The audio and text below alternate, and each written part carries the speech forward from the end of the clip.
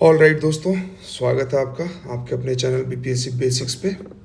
आवाज़ मेरी थोड़ी आज ख़राब हो गई है क्योंकि लगातार वीडियो रिकॉर्ड किया जा रहा है। तो पर्सनालिटी सीरीज़ में ये अगला वीडियो है बिहार केसरी श्री कृष्ण जी पे, श्री कृष्ण से जी पे। ठीक है, तो अगर आपने बाकी पर्सनालिटीज़ वीडियोस को नहीं देखा है तो प्लेलिस्ट में जाइए, सब कुछ मिलेगा। हिस्ट्री का भी आपको वीडियोस वहाँ पे मिलेगा और करंट अफेयर्स स्पीडी का तो मिलेगा ही मिलेगा। सिलेबस के लिए बहुत अच्छा वीडियो बनाया गया है, आप उसको देख सकते हैं। पीवाईक्यू एनालिसिस है, एनसीईआरटी साइंस का वीडियो है। तो ये सब आप ज़रूर देखिए क्योंकि आपके एग्ज़ाम के लिए मतलब अल्टीमेट इम्पोर्टेंस है इसका। बाकी आप इस चैनल पे अगर नए हैं तो स्क्रीन में आपको एक जगह सब्सक्राइब का बटन दिख रहा होगा, उसको दबा दीजिए। वीडियो अच्छा लगेगा तो लाइक कीजिएगा, नहीं अच्छा लगे तो डिसलाइक कीजिएगा। और दोनों ही केस में फीडबैक देना है आपको, अच्छा क्यों लगा और बुरा क्यों लगा। और ये एक मुहिम है, तो इस मुहिम में शामिल होइए और इसको जितना जिन जिन लोगों तक पहुंचा सकते हैं, जिन एस्पिरेंट्स तक पहुंचा सकते हैं, पहुंचा दीजिए क्वालिटी वीडियो। ठीक है, चलिए फिर शुरू करते हैं। तो देखिए, कृष्ण जी को श्री बाबू के नाम से जाना जाता है, इनको बिहार केसरी भी बोला जाता है। ठीक है, आर्किटेक्ट ऑफ मॉडर्न बिहार में एक इनका भी नाम आता है। तो आखिर इन्होंने ऐसा क्या काम किया, एक एक करके हम लोग देखेंगे। तो सबसे पहला तो ये देख लेते हैं कि इनका जो टाइटल है श्री बाबू, श्री बाबू किनको बोलते हैं? श्री कृष्ण सिंह जी को। बिहार केसरी भी बोलते हैं। क्यों बोलते हैं बिहार केसरी पता है? जब ये भाषण देने के लिए उठते थे ना, तो इनका भाषण इतना जोरदार, इतना शानदार होता था, एकदम शेर की तरह गरज के देते थे। तो यही सब कुछ कुछ कारण थे जिन वजह से इनका नाम बिहार केसरी पड़ा। ठीक है, और चीफ मिनिस्टर ऑफ बिहार रहे ही, वो भी हम लोग अभी आगे देखेंगे। फर्स्ट कांग्रेस मिनिस्ट्री जो 1937 में बना, और ये पहला मिनिस्ट्री कब बनता है? गवर्नमेंट ऑफ इंडिया एक्ट 1935 के बाद। ठीक है, उसके बाद जो चुनाव होता है तब ये मिनिस्ट्री बनती है। और ये एक्ट कैसे पास होता है? वही इनफेमस साइमन कमीशन जो आता है, और साइमन कमीशन के रिपोर्ट के हिसाब से ये तैयार होती है, और उसके बाद कांग्रेस मिनिस्ट्री बनता है पहला, जो कि चुनाव होने के बाद बनता है। ठीक है, और यही गवर्नमेंट ऑफ इंडिया एक्ट 1935 जो है हमारे कॉन्स्टिट्यूशन का बेसिक फ्रेमवर्क भी है। ठीक है, तो यहाँ पे थोड़ा सा ये भी रिवीजन हो गया। आर्किटेक्ट ऑफ मॉडर्न बिहार बोला जाता है किनके साथ? आर्किटेक्ट ऑफ मॉडर्न बिहार तीन लोगों को बोला जाता है। देश रत्न राजेंद्र प्रसाद को, एन सिन्हा बिहार विभूति, और श्री बाबू श्री कृष्ण जी को। ठीक है, तो ये तीनों आर्किटेक्ट ऑफ मॉडर्न बिहार हैं। तो सवाल अगर आए कि आर्किटेक्ट ऑफ मॉडर्न बिहार और ऑप्शन में तीनों रहे तो more than one of the above हो जाएगा। और अगर ऐसे पूछ ले कि आर्किटेक्ट ऑफ मॉडर्न बिहार और सिर्फ एक ऑप्शन हो तो तीनों में से जो भी रहेंगे वो होंगे। ठीक है, और बाकी ऐसे में इसको यूज़ करेंगे, और जो भी हम अपने मेंस का आंसर लिखेंगे तो उसमें भी इन फैक्ट्स का बहुत प्यार से अच्छे से इस्तेमाल कर सकते हैं ताकि ज़्यादा नंबर मिले। ठीक है, अर्ली लाइफ इनका देखते हैं। इनका जन्म कहाँ होता है? जन्म हुआ है शेखपुरा में। ठीक है, और इनका जो प्रारंभिक शिक्षा है वो जिला स्कूल मुंगेर में हुआ, और उसके बाद पटना कॉलेज जाते हैं पढ़ाई करने, और लॉ की डिग्री लेते हैं, लॉयर बनते हैं। ठीक है, लॉ प्रैक्टिस करते हैं मुंगेर में ही। ठीक, just a second, give me 1 minute.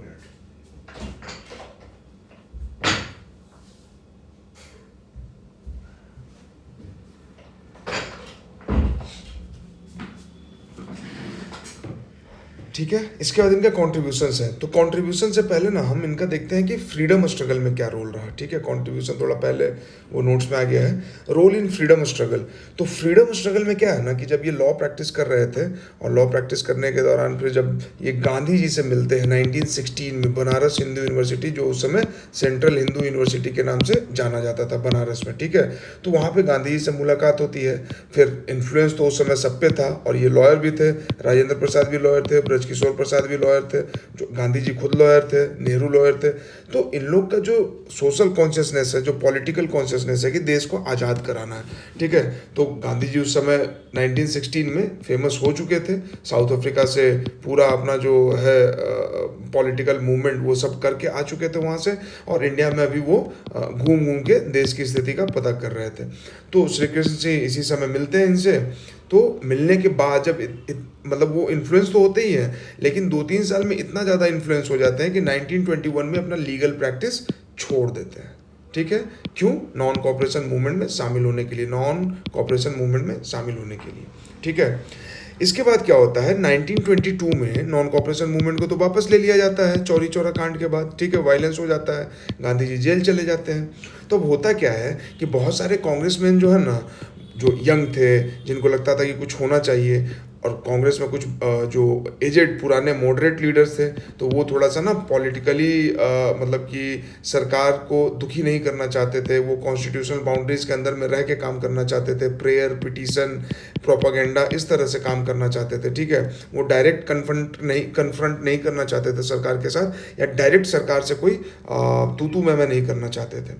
तो कुछ जो यंग लोग थे ना, उन्होंने सेवा दल बनाया, ठीक है, सेवा दल बनाया, एक अलग ग्रुप, ठीक, उसी के पार्ट थे श्री कृष्ण सिंह भी, और इसके वजह से वो जेल भी गए। तो अब थोड़ा सा यहाँ पे हम लोग सेवा दल को भी देख लेते हैं, ठीक है। सेवा दल क्या है, कांग्रेस सेवा दल। कांग्रेस सेवा दल इसका बाद में नाम पड़ता है। यहाँ पे ये तस्वीर देखिए, ये ड्रेस देखिए, खाकी ड्रेस है, टोपी है, ठीक है। तो एक तरह से ये ना थोड़ा सा पुलिस और मिलिट्री टाइप का ऑर्गेनाइजेशन जैसा फीलिंग आता है इससे, ठीक है। और ये जो तस्वीर आप घेरे हुए देख रहे हैं, ये पंडित जवाहरलाल नेहरू की तस्वीर है। तो इसको इस्टेब्लिश किया जाता है हिंदुस्तानी सेवा मंडल के नाम से, और इसके फाउंडर हैं NS हार्दिकर, ठीक है। और पहले प्रेसिडेंट बनते हैं जवाहरलाल नेहरू।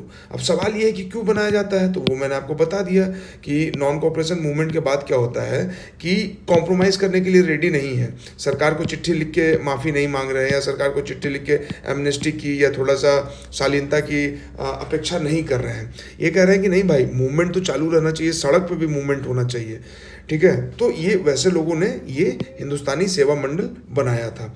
तो इनिशियली क्या है ना कि बहुत सारे कांग्रेस लीडर जो हैं इसके खिलाफ थे, बोले कि यार मिलिट्री टाइप का ऑर्गेनाइजेशन बनाएंगे अगर, तो सरकार तो गुस्सा हो जाएगी, सरकार दुखी हो जाएगी।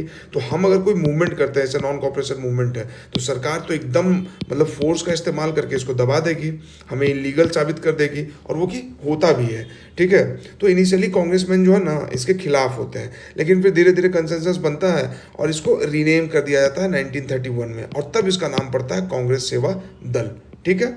और इसको 1922 में इलीगल भी घोषित किया जाता है। जब इसको बनाया जाता है तो इसको इलीगल घोषित करता है। और इसी 1922 में श्री बाबू जब ये सेवा दल का मीटिंग अटेंड कर रहे थे पटना में ही अपने दोस्त के यहाँ, जुबैर खान या जुबैर हसन ऐसा शायद कुछ नाम था, तो उनके घर पे थे, वहाँ से इनको अरेस्ट कर लिया जाता है। तो श्री बाबू भी सेवा दल के पार्ट थे, और सेवा दल के बारे में यहाँ पे हमने हिस्ट्री देख लिया, ठीक है। यही तो ब्यूटी है ना कि आप कुछ भी पढ़िए उसको इंटर रिलेट करते रहिए। कि सेवा दल के बारे में पढ़ा तो सिर्फ रट नहीं लिए कि कृष्ण सिंह जो है वो सेवा दल के मेंबर थे। सेवा दल के मेंबर थे तो सेवा दल क्या था, सेवा दल के बारे में जाने तो पता चला कि नेहरू इसके प्रेसिडेंट थे, हार्दिकर जो है इसके फाउंडर थे, क्यों बनाया गया वो कहानी जान लिया हमने, है ना। इसके बाद देखिए नमक सत्याग्रह जो होता है उसमें भी श्री कृष्ण सिंह पार्टिसिपेट करते हैं। और गढ़पुरा एक जगह है बेगूसराय में जहाँ की हाल फिलहाल चीफ मिनिस्टर जो है वो गए भी थे इसी चीज़ को सेलिब्रेट करने के लिए कि कृष्ण सिंह ने यहाँ से नमक सत्याग्रह शुरू किया था। और जब गढ़पुरा में वो नमक कानून तोड़ते हैं तो उसके बाद उनको जेल भेज दिया जाता है। उसके बाद रिलीज कब होते हैं, जब गांधी इरविन पैक्ट होता है, ठीक है। गांधी इरविन पैक्ट कब होता है उसका ईयर आप बताइएगा कमेंट सेक्शन में, ठीक है। गांधी इरविन पैक्ट होता है राउंड टेबल कॉन्फ्रेंस गोल मेज सम्मेलन जो होना है। तो पहला गोल मेज सम्मेलन तो फेल हो चुका है, क्यों, क्योंकि कांग्रेस उसमें शामिल नहीं है, इंडियन नेशनल कांग्रेस, गांधी जी उसमें शामिल नहीं है। तो अंग्रेजों को समझ में आया कि ये तो फेल हो गया, तो अंग्रेजों ने बोला कि गांधी जी को बुलाइए। अब गांधी जी को बुलाया कैसे जाए, तो भाई इरविन जो है वाइसराय जो था उस समय का, वो गांधी जी के साथ पैक्ट करने के लिए बात करता है। तो गांधी जी अपना कुछ कंडीशंस देते हैं कि भाई ये शर्त है, पॉलिटिकल प्रिजनर्स को रिलीज कर दो, जो संपत्ति जब्त की हो उसको छोड़ो, और भी कुछ कुछ कंडीशंस था वो सब मान लो। तो जब माना जाता है तो इसी को बोलते हैं गांधी इरविन पैक्ट। तो इसी में जब बोला गया कि पॉलिटिकल प्रिजनर्स को छोड़ना है तो कृष्ण सिंह को भी रिलीज किया जाता है, ठीक है। तो इतना डिटेल में नहीं भी पूछे एग्जाम में, आपको कहानी पता होनी चाहिए, ठीक है। आप ब्यूरोक्रेट बनना है तो वन लाइनर रटना नहीं है, थोड़ा कहानी थोड़ा बैकग्राउंड पता होना चाहिए, ठीक है। यही गांधी इरविन पैक्ट में गांधी जी बात करते हैं भगत सिंह, सुखदेव और राजगुरु के लिए अलग से, चूंकि इन पे वायलेंस का आरोप था, है ना, इन पे बम फेंकने का असेंबली में आरोप था। तो इरविन नहीं मानता है, और नहीं मानता है तो इसी वजह से डिस्प्यूट है कि गांधी जी चाहते तो भगत सिंह को बचा लेते। तो वो एक अलग डिबेट है, उस पर भी बात करने का कोई मतलब नहीं बनता है, ठीक है। कृष्ण सिंह जो है ना बहुत बार इन्होंने रिजाइन किया। पहली बार तो रिजाइन किया कब, जब ये कांग्रेस मिनिस्ट्री में थे, पॉलिटिकल प्रिजनर्स को रिलीज करने के मुद्दे पे गवर्नर जो था वो रिलीज करने को तैयार नहीं था। ये बोले रिलीज करो, नहीं करोगे तो रिजाइन कर देंगे, नहीं माना तो रिजाइन कर दिया इन्होंने। और बिहार टेनेंसी एक्ट जो है उसमें भी रिफॉर्म करवाने की बात हो रही थी और उस पर भी गवर्नर जो है रिलक्टेंट था, गवर्नर तैयार नहीं हो रहा था। तो ये दो मुद्दे थे जिसपे इन्होंने ऑफिस छोड़ दिया था। हालांकि बाद में गवर्नर जो है इनके डिमांड को एक्सेप्ट करता है तो ये लोग वापस से ऑफिस में आते हैं। कौन कौन? कृष्ण सिंह और अनुग्रह नारायण सिन्हा।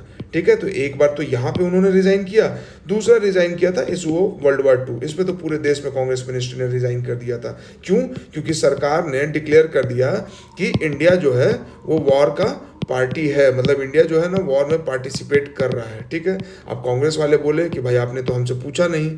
ठीक है, इंडियन लीडर्स ने पूछा, बोला कि आपने हमसे पूछा नहीं तो आप कैसे ऐसे डिक्लेयर कर सकते हैं कि इंडिया जो है वो पार्टिसिपेट कर रहा है।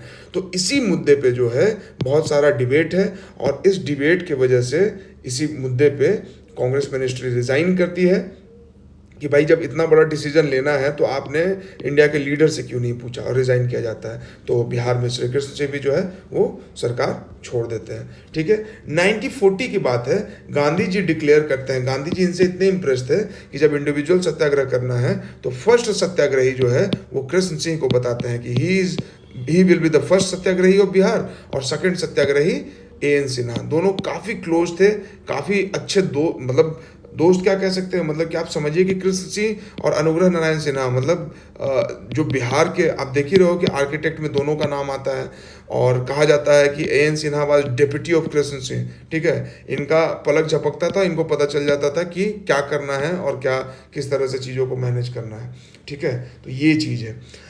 अटेंडेड शिमला कॉन्फ्रेंस 1945 में लॉर्ड वेबल जब आता है और शिमला कॉन्फ्रेंस होता है, लॉर्ड वेबल वाइसराय होते हैं इंडियन लीडर्स के साथ, तो उसको भी श्री कृष्ण सिंह अटेंड करते हैं बिहार के उसके चीफ मिनिस्टर के हैसियत से। ठीक है, तो इसके बाद फिर कॉन्स्टिट्यूशन असेंबली जो हमारा है उसके भी मेंबर है श्री कृष्ण सिंह। इसके मेंबर राजेंद्र प्रसाद भी हैं, इसके मेंबर अनुग्रह नारायण सिन्हा भी हैं। ठीक है, तो ये था इनका कॉन्ट्रीब्यूशन। अब देखते हैं, ये था इनका रोल इन फ्रीडम स्ट्रगल। अब कंट्रीब्यूशन देखते हैं कि आखिर इनको श्री बाबू क्यों बोला जाता है, क्यों आखिर इनको आर्किटेक्ट ऑफ मॉडर्न बिहार बोला जाता है। देखिए, एक तो कि 1937 मिनिस्ट्री जो बनता है उसमें प्राइम मिनिस्टर बनते हैं। उस समय चीफ मिनिस्टर नाम का शब्द नहीं था तो प्राइम मिनिस्टर बोला जाता था। ठीक है, एक्सेप्ट फ्यू पीरियड, बहुत स्मॉल टाइम, 1-1.5 महीने का या उससे भी कम का टाइम था जब मोहम्मद यूनिस सरकार बना लेते हैं। ठीक है, तो उस समय मोहम्मद यूनिस सरकार बनाते हैं, नहीं तो बाकी जो पूरा पीरियड है ना उसमें श्री कृष्ण सिंह ही चीफ मिनिस्टर रहते हैं। 1946 में जब फिर सीएम बनते हैं तो 1961 तक ये रहते हैं चीफ मिनिस्टर बिहार के। ठीक है, इस बीच में 4-5 बार इन पे, मेरे ख्याल से अगर मैं गलत नहीं हूँ तो 5 बार नो कॉन्फिडेंस मोशन लाया जाता है, बट कभी भी पास नहीं होता है। ठीक है, एक जो बहुत इंपॉर्टेंट इनका कॉन्ट्रीब्यूशन है कि बैद्यनाथ टेम्पल जो है उसमें दलितों की एंट्री के लिए इन्होंने मतलब परमिट किया था, इनके ही वजह से दलितों की एंट्री वहाँ पे हुई। तो हम जानते हैं ना कि हमारे देश में कास्टिज्म जो है एकदम बकासुर टाइप का है, रक्त बीज टाइप का है। ठीक है, तो टेम्पल में एंट्री बंद था। तो हम ये भी पढ़ते हैं कि वायाकॉम मूवमेंट हुआ था, RRR मूवी अभी आया है, आपने वो भी देखा होगा। तो वायाकॉम मूवमेंट हुआ, टेम्पल एंट्री मूवमेंट हुआ। ठीक है, तो ये मूवमेंट्स क्यों हो रहे थे कि भाई टेम्पल में सबको घुसने का परमिशन मिलना चाहिए, सबको घुसना अलाउड होना चाहिए। ठीक है, तो दलितों को बोल के कि भाई इम्प्योर है तो इनको घुसने से मना किया जाता था। तो इस पे काम किसने किया? श्री कृष्ण सिंह ने बोला कि बैद्यनाथ धाम टेम्पल का दरवाजा खोलो और दलितों को घुसने दो। क्यों? हमारे कॉन्स्टिट्यूशन में भी आर्टिकल 17 क्या बोलता है कि अनटचेबिलिटी और इस तरह का डिस्क्रिमिनेशन बर्दाश्त से बाहर का चीज़ है, बर्दाश्त से फाजुल है। ठीक है, जमींदारी एबोलिशन के लिए बहुत काम हुआ था। जो पहला कॉन्स्टिट्यूशन में अमेंडमेंट ही हुआ था ना, वो जमींदारी को ही आगे प्रोपगेट करने के लिए, इसको अपहेल्ड करने के लिए हुआ था। तो जमींदारी जो देश में अबॉलिश हुआ ना, जमींदारी सिस्टम, वो सबसे पहले बिहार में हुआ। फर्स्ट चीफ मिनिस्टर थे जो कि जमींदारी अबॉलिश करने के लिए आगे बढ़े थे। ठीक है, बिहार जो है ना वो पहले 5 ईयर प्लान में टॉप स्टेट रहा। इतना बेहतरीन काम हुआ एग्रीकल्चर को लेके। कृष्ण जी चाहते थे कि जमींदारी को एबॉलिश करो और एग्रीकल्चर में खूब सारा पैसा इन्वेस्ट होना चाहिए और एग्रीकल्चर का अच्छे से ग्रोथ होना चाहिए। और सेकंड 5 ईयर प्लान में, फर्स्ट 5 ईयर प्लान में तो सेंट्रल गवर्नमेंट भी एग्रीकल्चर पे ध्यान दे रहा था, और सेकंड 5 ईयर प्लान में इंडस्ट्रियलाइजेशन पे सेंट्रल गवर्नमेंट भी ध्यान दिया, तो बिहार में भी इंडस्ट्रियलाइजेशन पे ध्यान दिया जाने लगा। और आप जो भी बड़े बड़े कारखाने और प्लांट्स का नाम सुनते हैं, अनडिवाइडेड बिहार का, नहीं बिहार झारखंड का, जैसे बरौनी में कारखाना है, थर्मल पावर प्लांट है, फर्टिलाइज़र है, ठीक है। तो ये सब उन्हीं के टाइम पे लगा। हिंदुस्तान HEC जो रांची में धुर्बा में है HEC, ठीक है। तो ये भी इन्हीं के टाइम पे बनाया गया। बोकारो स्टील प्लांट है, दामोदर वैली कॉरपोरेशन है, पतरातू थर्मल प्लांट है, फतवा में स्कूटर फैक्ट्री है, ठीक है। फतवा एक और चीज़ के लिए जाना जाता है कि गंगा नदी जो है, पुनपुन नदी जो है वो गंगा नदी से कहाँ पे मिलती है, तो फतवा में मिलती है, ठीक है। तो फतवा इसलिए भी जाना जाता है। इंडस्ट्रियल कॉरिडोर बनाया इन्होंने, कहाँ से कहाँ तक, बेगूसराय, बख्तियारपुर और फतवा, ठीक है। तो बेगूसराय से पटना की तरफ आप आएंगे तो पहले आपको बख्तियारपुर मिलेगा, जहाँ पे बख्तियार खिलजी के नाम पे इसको रखा गया, और उसके बाद फतवा मिलेगा, और उसके बाद फिर आप पटना पहुँच जाएंगे। इसके अलावा राजेंद्र सेतु इन्होंने बनाया, इंफ्रास्ट्रक्चर पे काम किया गंगा पे, है ना, मोकामा में। ये है राजेंद्र सेतु की तस्वीर, देख लीजिए आप, ठीक। और ये बोकारो स्टील प्लांट है। इसके अलावा और भी बाकी चीज़ें हैं तो उनकी तस्वीर यहाँ पे नहीं है। बिहार टेनेंसी एक्ट को पास करवाया, एक तो गवर्नर थे उस समय जो इसी मुद्दे पे इन्होंने रिजाइन भी किया था। एजुकेशनल इंस्टीट्यूशन, नेतरहाट स्कूल हो, बहुत फेमस स्कूल है जो अब झारखंड में है, और नेतरहाट हिल स्टेशन भी है। इंजीनियरिंग कॉलेज देखिए ना, जमशेदपुर में, जो अब आज NIT के नाम से जाना जाता है। मुजफ्फरपुर कॉलेज MIT के नाम से जाना जाता है। भागलपुर इंजीनियरिंग कॉलेज, और सिंदरी का Birsa institute of technology BIT के नाम से जाना जाता है। ये सब इन्हीं के टाइम पे खोला गया, इन्होंने ही खोला था। कला में भी इन्होंने काम किया, भारतीय नृत्य कला मंदिर, रविंद्र परिषद, ये सब इस्टेब्लिश किया गया। तो ठीक है, मेन चीज़ें जो है वो मैंने आपको यहाँ पे बता दी। ये सब आप बाकी एग्जाम्स में भी, मतलब कि मेंस में भी आप इसका इस्तेमाल कर सकते हैं, बट जो मेन चीज़ें हैं वो आप देख लीजिए, अंडरलाइन किया हुआ है, ठीक है। और जैसे कि प्राइम मिनिस्टर बनते हैं, पहले प्राइम मिनिस्टर होते हैं, उसके बाद बैद्यनाथ धाम टेम्पल में एंट्री जो होता है दलितों का, जस्ट अ सेकेंड, ठीक है, बैद्यनाथ धाम टेम्पल में एंट्री होता है। 1937 में मिनिस्ट्री होता है जो बनता है कांग्रेस का, उसमें प्राइम मिनिस्टर होते हैं। बिहार टॉप स्टेट हो जाता है। इंडस्ट्रियलाइजेशन पे भी काम होता है, राजेंद्र सेतु तो बन ही गया, ठीक है। और नेहरू जी जो है ना, सॉरी, नेहरू जी, पॉल एपलबी का, अगर किसी ने लक्ष्मीकांत पढ़ा हो या NCERT पढ़ते हैं तो पॉल एपलबी का नाम आता है। कॉन्स्टिट्यूशनलिस्ट थे, ठीक है। मतलब ये सरकारें कैसे चल रही है, क्या रिफॉर्म करना चाहिए, उन चीज़ों पर रिसर्च करते थे, ठीक है।